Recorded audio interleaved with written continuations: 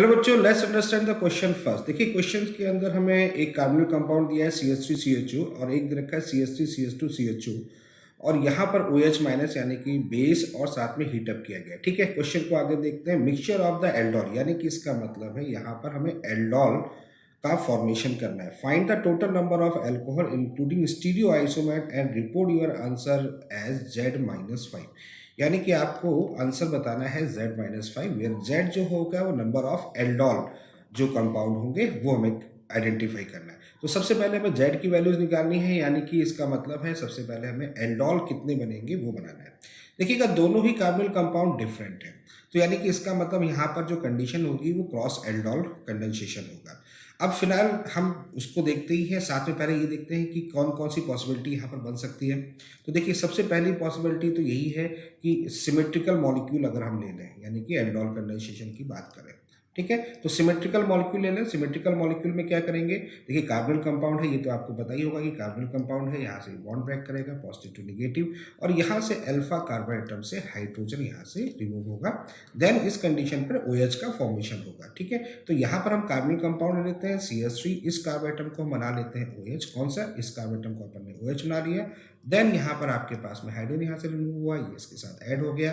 ठीक है, carbon ion का फॉर्मेशन होता है, फिर ये एडिशन होता है, यानी कि न्यूक्लियोफिलिक एडिशन रिएक्शन हम इसको बोल सकते हैं। तो यहाँ पर होगा CH3, यहाँ पर CHOH, then CH2, then CHO। ठीक है, एक तो ये पॉसिबिलिटी हमारी बन गई इस सिमेट्रिकल के साथ, यानी कि एल्डोल की बात है। नेक्स्ट सेकेंड केस करते हैं। यहाँ पर उसी तरह से CH3 CH2, यहाँ पर आपके पास CHO है। सेम मॉलिक्यूल्स यहाँ पर भी लेते हैं CH3 CH2 CHO। Same condition यहाँ पर रखते हैं।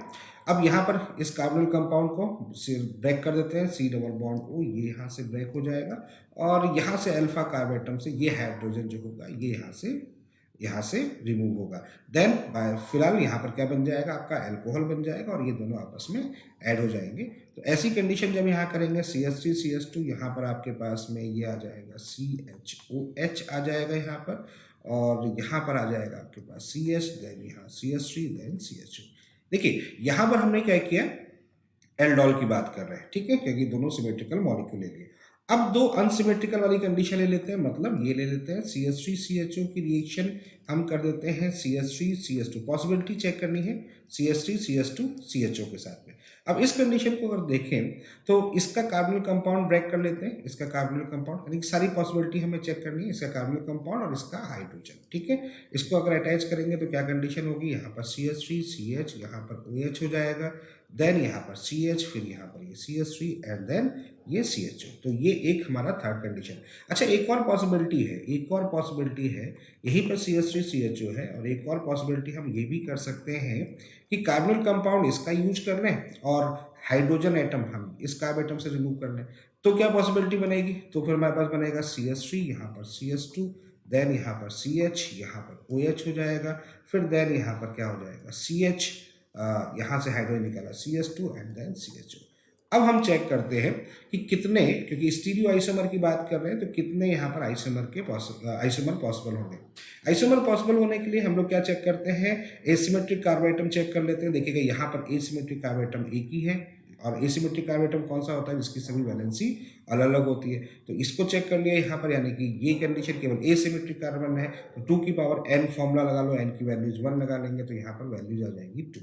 यहाँ पर चेक करते हैं, देखिएगा हमें यहाँ पर दो एसिमेट्रिक कार्बन एटम मिल रहे हैं, एक ये मिल रहा है और एक ये मिल रहा है। देखिए इसकी वैलेंसी जो all 4 valency are different and then all 4 valency are different, तो 2 की पावर 2 यानी कि इसकी जगह पर हमें मिलेगा 4। देन यही कंडीशन यहाँ पर देख लेते हैं। देखिए ये भी अनसिमेट्रिकल है और ये भी अनसिमेट्रिकल है, दोनों ही यहाँ पर दो अनसिमेट्रिकल है, तो यहाँ पर वैल्यूज कितनी मिल जाएगी हमारे पास में 4। और इस कंडीशन में बात करें तो केवल एक ही अनसिमेट्रिकल है, तो यहाँ पर वैल्यू हो जाएगी 2।